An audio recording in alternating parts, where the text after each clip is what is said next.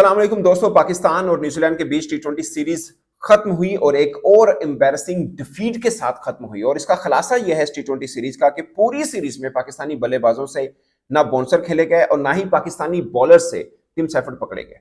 अभी शुक्र है एलन्स वैसे नहीं खेले जैसा वो खेलते हैं, क्योंकि सैफर्ड ने उनकी शायद उस तरह से बारी नहीं आने दी है। और ये मेहरबानी हुई है पाकिस्तान के साथ, क्योंकि एलन जितना मारता है उतना सैफर्ड भी नहीं करता। बट ये एक ही पिच है जिसमें पाकिस्तान ने 10 ओवर में 52 रन किए।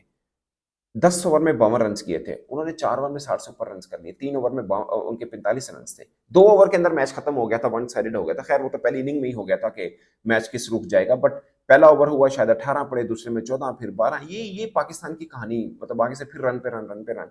और पूरी की पूरी सीरीज में सैफर्ड नहीं पकड़े गए, जो कि उनकी शायद रेगुलर टीम का हिस्सा भी ना हो उस तरह से, या उनको इतनी वेटिश भी ना दे। पाकिस्तान और न्यूजीलैंड के बीच आईपीएल के दिनों में ये 3-4 सीरीज हो चुकी हुई है, ये पिछले 2-3 वर्षों के अंदर, और पाकिस्तान एक भी सीरीज नहीं जीत पाया। ये मैं आईपीएल का जिक्र सिर्फ इसलिए कर रहा हूं कि उनके मेन क्रिकेटर्स वहां पे खेलते हैं, वो चाहे रचल रविंद्रा हो, चाहे फिल्प्स हो, चाहे सेंटनर हो। अभी हेनरी उनके फिट नहीं है, ठीक है। ये 4-5, मैं मानता हूं हमारी भी नई टीम है, मगर हमारी परफॉर्मेंस की वजह से उन क्रिकेटर्स को ड्रॉप किया गया है कि इन क्रिकेटर्स की टी20 में जगह नहीं बनती, जो हमारी मिथ है। उनकी मिथ ये नहीं है, उनकी ये कि मेन क्रिकेटर्स हैं, वो आईपीएल में पैसा मिलता है वहां खेलने गए हैं। ये फर्क है। अब ये मत कहिए कि उनकी भी है तो हमारी भी है। ऑफकोर्स हमारी भी है, मगर हमने अपनी तरफ से एक अच्छी टीम बना के भेजी है, ना कि हमने वो किया कि ठीक है जी साढ़े मेन को नहीं रेस्ट कराया तो उन्हें भेज देने। रेस्ट किसी को नहीं कराया, हमने अपनी जो बेस्ट चीज खुद सिलेक्शन कमेटी के मुताबिक बनती थी वो भेज दी है। पूरे के पूरे मैचेस में शादाब खान को चांस मिला। ये जो रेलू कट्टे वाला सिस्टम है ना, ऑलराउंडर वाला, माजरत के साथ, ये जो जहांदाद खान को भी हमने समझा है, हमने एक दो और खिलाड़ी को भी समझा। मैं अगेन किसी का नाम नहीं लेना चाह रहा, बट इनका डिफाइन करें रोल क्या है, डिफाइन करना चाहिए। और पाकिस्तान की मुझे एक तरह से बिल्कुल समझ नहीं आती। उमर बिन यूसुफ को आपने आखिरी मैच में चांस दी है, आपने उनको वनडन पे दे दिया। आपके पूरी की पूरी सीरीज में सिर्फ सलमान आ गए जिन्होंने रन किए, उनकी पोजीशन छड़ी, खैर फिर भी वो 51 रन कर गए। बट मेरा पॉइंट ये है दोस्तों कि आपने, मतलब पूरी सीरीज के अंदर सलमान आगा एक वाहिद है जिसने 167 रन किए, 250, एक 40 प्लस रन है। बाकी पूरी सीरीज के अंदर कोई एक बल्लेबाज जो कॉन्फिडेंट, मैं ये नहीं कह रहा एक 100 कर दी हसन नवाज ने, दूसरे बल्लेबाज वो हैं जो पूरी सीरीज में इसके 100 से ज्यादा रन है। बट उनके भी देखिए 45 बॉलों में 105 है, उसके बाद 12 बॉलों पे एक है 4 मैचेस में। और जितनी पाकिस्तान की आज प्लेइंग 11 खेली है, ये पॉइंट नोट करिएगा, आज प्लेइंग 11 खेली है उसमें सिर्फ 2 बल्लेबाज सलमान आगा और उमैर बिन यूसुफ जिनके खाते में डोमेस्टिक में रन है। फर्स्ट क्लास में 17 सेंचुरी सलमान आगा की है, 11 सेंचुरी उमैर बिन यूसुफ की है।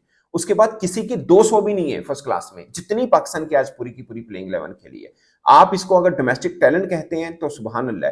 बट मैं एक चीज कहूंगा कि आप सिलेक्शन कमेटी पर दबाव बना के रखना चाहिए कि भाई आपने ये चुने हैं ना, इनके साथ चलिए। आप ये मैंने जिस दिन शो किया था ना हसन नवाज ने और हारिस अच्छा खेले थे, मैंने उस दिन भी बोला था कि ये 2 बल्लेबाज ऐसे हैं, किसी दिन आपको खेल के ऐसे मैच जितवा देंगे, आपको लगेगा इनसे बढ़िया कोई नहीं है। और फिर इनकंसिस्टेंट जरूर रहेंगे ये, आपको 10 में से एक बारी ही ऐसे मिलेगी। आपके नीचे में कोई ना कोई मैच संभालने वाला लाजमी होना चाहिए। पर नीचे में उमर बिन यूसुफ हैं, वो भी ऐसा ही खेलते हैं। अब्दुल समद हैं, वो भी वैसा ही खेलते हैं। अगरचे पिछली इनिंग अच्छी खेली, आज वो खेलते ही ऐसे हैं, सबके सब ऐसे ही हैं, क्योंकि इन सबके खाते में फर्स्ट क्लास में रन नहीं है। उस्मान खान को आपने चांस दिया, बहुत लेट जाके दिया, बट अब उसके साथ क्या होना जो हमेशा होता आ रहा है, पूरी एक सीरीज में एक मैच खिलाते हैं उसको, लगातार चांस दें। मैं तो कहता हूं हसन नवाज को भी दें, हारिस को भी दें, समद को भी दें, खुशदिल को भी दें, शदाब को भी और दे दें। एक सीरीज आपको देनी है। और कितना ये आप मजाक कर रहे हैं कि आप अबरार, उसने भी कोई बहुत ज्यादा अच्छी बॉलिंग नहीं की, मगर कदरे बेहतर बॉलिंग की, आपने उसको ड्रॉप कर दिया सुफियान को जगह देने के लिए। ये क्या मजाक है यार, ये क्या मजाक है। मतलब अगर आपने करना है तो हमेशा, अभी क्या आपने किया, बासफ अफरीदी को ड्रॉप कर दिया आपने। अगर जहांदाद को लेके आना या मोहम्मद अली को चलो मान लेता हूं, शाहीन को ड्रॉप करके लिया है आपने। एक यंगस्टर को ड्रॉप करके यंगस्टर को चांस क्यों देना है? पहली बात यह है कि सीरीज तो आप हारी हैं, तो कम से कम उसके साथ जाएं, सीधा सीधा तो चले ना, चांस मुकम्मल तो दें। अब चले जो हुआ सब हम भूल जाएंगे, मुझे पता है भूल जाएंगे। उसकी वजह ये है, वैसे तो वनडे सीरीज शुरू होनी है, 3 होनी आई, गेस के शायद थोड़ा बेहतर हम खेलेंगे, फिर पीएसएल शुरू हो जाने, यही चौके छक्के इन सबके नजर आएंगे, कहेंगे जी नहीं अब पक्का प्लेयर हो गया, हूं पक्का क्या, अब खिलाएं इनको। तो ये जंक्शनर की टीम है दोस्तों, इनके साथ जुड़े रहें और एटलीस्ट एशिया कप तक जुड़े रहें। ये जो मजाक हमेशा सिलेक्शन कमेटी करती है ना, हर सीरीज में नए क्रिकेटर, वो नहीं होने देना। ये भाई नाम है, आप इन्हें दिए, अच्छे हैं बुरे हैं, अब इनको पूरे चांसेस दें। ये टफ सीरीज थी, बाउंस था, हमारे यहाँ पिंडी के पिच पे खेल के गए हैं, गोडे उत्ते बॉल नहीं आती थे, मुंह तो थले बॉल नहीं जाती, तो पाया ने एनजी होना है। ये पहले ही पता था, हमने सीरीज हारनी, सबको ही पता था। तो हारे, एक मैच जीते, उसमें हसन नवाज और हारिस थोड़ा एक्स्ट्रा ऑर्डिनरी खेल गए, मगर ये मैं आपको अगेन बता देता हूं, ये दोनों की जोड़ी मिलकर आपको 50 रन्स की पार्टनरशिप दे, ये 10 में से एक आधा मैच होना है। ये सारे मैच आपको ये नहीं दे सकते, ये खेलते ही ऐसा है। दोनों ऐसा खेलते हैं, एक दिन लगेगा बहुत डिफरेंट है, दूसरे दिन लगेगा यार प्लेयर ने, ये ऐसा ही है। वो भले आप इनको जिस मर्जी कंडीशन के अंदर बैटिंग दें, ऐसा ही लगेगा, आपको नीचे संभाला देना है। और फिर बॉलर्स के ऊपर सुबहान अल्लाह, पहले ओवर में मतलब 18, फिर 14, फिर 12, फिर सो ऑन।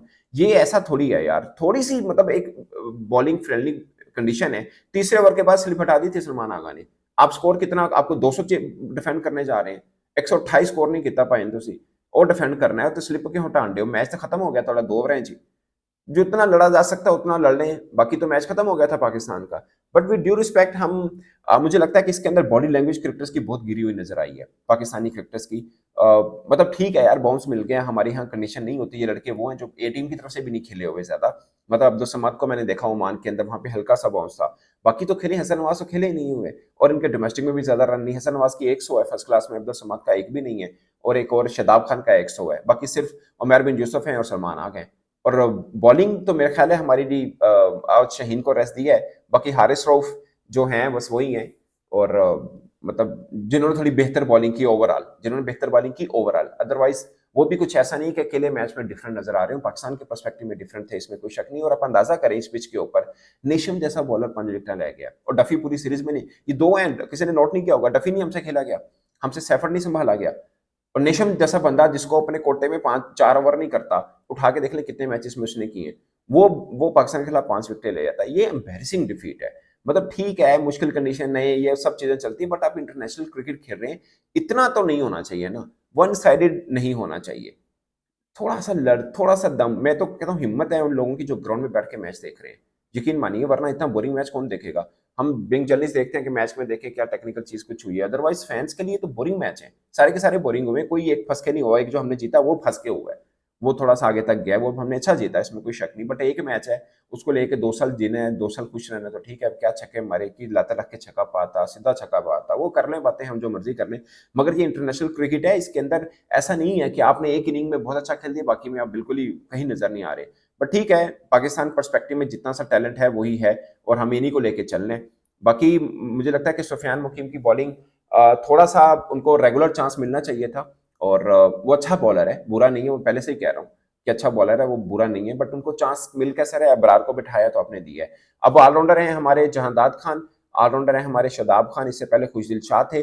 ये पाकिस्तानी सिलेक्शन कमेटी को या टीम मैनेजमेंट को पहले से डिसाइड करना है कि भाई हमने ऑलराउंडर जिनको बनाया वो ऑलराउंडर है या नहीं। ये बहुत जरूरी है, क्योंकि आप अगर एक प्लेयर को जो कि ऑलराउंडर हम मान के चलते हैं, उनको सिर्फ एज ए बैट्समैन खिलाएंगे और वो बॉलिंग रोल नहीं है, तो फिर आप पक्का बैट्समैन खिलाइए, फिर क्या मसला है? क्योंकि अगर जिस पोजीशन पे वो खेलता है, मैं शदाब का जिक्र कर रहा हूं, तो फखर जमान आएंगे टीम के अंदर। शदाब को मैं हमेशा कहता हूं 2019 से लेकर 20-21 में पाकिस्तान का इतना अच्छा वो प्लेयर था, इसमें कोई शक नहीं। आई डोंट नो वो कहां से ऐसा ऐसा नीचे गिरे और फिर बुरी तरह से गिरे, शायद अपनी बॉलिंग को संभालते हुए। फिर किसी मैच में वो एज ए बैट्समैन खेलते हैं, किसी में एज ए बॉलर भी शुरुआत में एज ए बॉलर आए थे। बट जब तक वो बॉलिंग से कमाल नहीं करते, बैटिंग एज ए बैट्समैन लेना उनको रिस्क होगा। किसी में अच्छी बैटिंग करेगा, किसी में ज्यादातर में नहीं करेगा, क्योंकि वो पक्का बैट्समैन है भी नहीं है।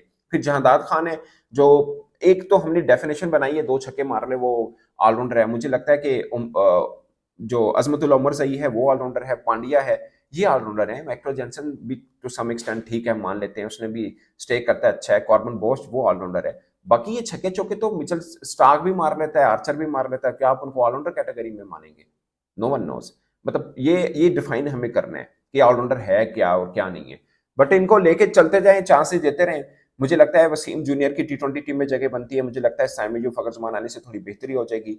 मुझे लगता है साहबजादा फरहान को इस टीम में आना चाहिए, और शायद बहुत से लोगों को बुरा लगेगा, मुझे लगता है कि रिजवान की भी इस टीम में जगह बनती है। मीन के आपके पास सारे वो नहीं प्लेयर होने चाहिए जो लग गई तो चांद तक नहीं तो शाम तक वाला गेम, ये नहीं होना चाहिए। ऊपर के ओपनर हैं, इनके साथ जाना है आपको तो मोस्ट वेलकम, बट इसमें ये बात मान के चलिए कि 10 में से एक मैच वो आपको बना के देंगे, सीधी सी बात है। बाकी नीचे आपको संभाले देने वाले होंगे, तो आपकी टीम ये 2 ओपनर के साथ चल सकते हैं। वैसे तो साइम यूब आ जाएंगे, बट मैं नहीं कह रहा इनमें से किसी को ड्रॉप करें, किसी को वन डाउन पोजीशन पे भी ला सकते हैं, जैसे हारिस वन डाउन खेलते हैं, इसमें कोई वो दो राय नहीं है। बट चांसेस चाहिए इनको पाकिस्तानी कंडीशन, एशियन कंडीशन में किसी माठी टीम के खिलाफ भी, शायद बांग्लादेश के खिलाफ हम वनडे सीरीज खत्म करके टी20 खेल रहे हैं, तो उनके खिलाफ लगातार चांस दीजिए। एशिया कब तक लगातार चांस दें ताकि इनका कॉन्फिडेंस लेवल बढ़े। बट मुझे लगता है ये फार्मूला सब पे होना चाहिए, 5 मैचेस आपने हसन मास को दिए हैं, बहुत अच्छा किया, आगे मजीद 5-7 मैचेस इनको दे, आगे आप उस्मान खान को भी लगातार चांस दें, आगे मुझे लगता है साहबजादा फरहान को भी आप टीम में लेके चलें, मुझे लगता है कि आप सफियान मुकीम को लगातार आगे खिलाइए ताकि इनका पता चले कि किस तरह पे हैं। आपको शादाब को दोबारा फिर ट्राई आउट करना है तो मोस्ट वेलकम, आप करते रहें, जाहिर है मतलब आपके हाथ में, आप जो मर्जी कीजिए, बट चांसेस अगर नए को दे रहे हैं तो फिर रेगुलर दीजिए, जितने पुरानों को रेगुलर दे रहे हैं उतने नए को भी देने चाहिए। शादाब ट्राइड एंड टेस्टेड है, पता है वो किस तरह के बॉलर हैं, किस तरह के वो ऑलराउंडर हैं, अब दोबारा भी खिलाएंगे तो ऐसे ही है। जब तक वो उनकी बॉलिंग बेहतर नहीं होगी वो पाकिस्तान टीम के उस तरह से काम नहीं आ सकते जो उन पर उम्मीद लगाई जाती है या हम जिन पर उम्मीद रखते हैं। मुझे लगता है कि वो बहुत ही जबरदस्त ऑलराउंडर थे किसी टाइम पे, अगर वैसे वो बॉलिंग कर रहे हैं तो वो हमें चाहिए, अगर वैसी बॉलिंग नहीं कर रहे तो डोमेस्टिक में उनको थोड़ा और चांस देना चाहिए। ये उनकी उनकी जो लेगेसी उन्होंने पिछले 2022 तक बना रखी थी उनके भी खिलाफ है, शायद वो भी थोड़े मुरझाए, मैंने कभी शादाब खान को इतना मुरझाए हुए नहीं देखा जितना अब वो नजर आते हैं, क्योंकि उनके मन में है कि यार वो वैसा क्यों नहीं बन पा रहे जो वो थे, वो खुद को भी शायद ढूंढ रहे हो, बट अगर वैसे वो मिल जाते हैं तो पाकिस्तान टीम के काम के, अगर वैसे नहीं है तो खाली बैटिंग के तौर पर खिला देना, कभी उनको एज ए बॉलर खिला देना, तो वो मेरे ख्याल कंफ्यूजन खुद टीम मैनेजमेंट के अंदर है। तो ये मुझे लगता है दोस्तों, अभी सुफियान मुकीम ने थोड़ा अपनी तपड़ दिखाई, आई होप कि आगे टीम मैनेजमेंट इनको साथ लेके चलेगी, इससे पहले भी इसने दिखाए थे, फिर इनको ड्रॉप कर दिया था टीम से नहीं, मतलब हाँ मुझे लगता है कि चैंपियंस ट्रॉफी में इनको होना चाहिए था। तो ओवरऑल ये सिचुएशन है दोस्तों पाकिस्तान की।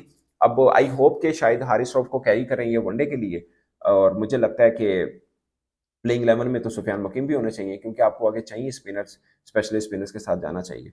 इस पर दोस्तों आप अपनी राय कमेंट के सूत्र में जरूर बताइएगा। मेरी तरफ से इतना ही, इजाजत दीजिए, अल्लाह हाफिज।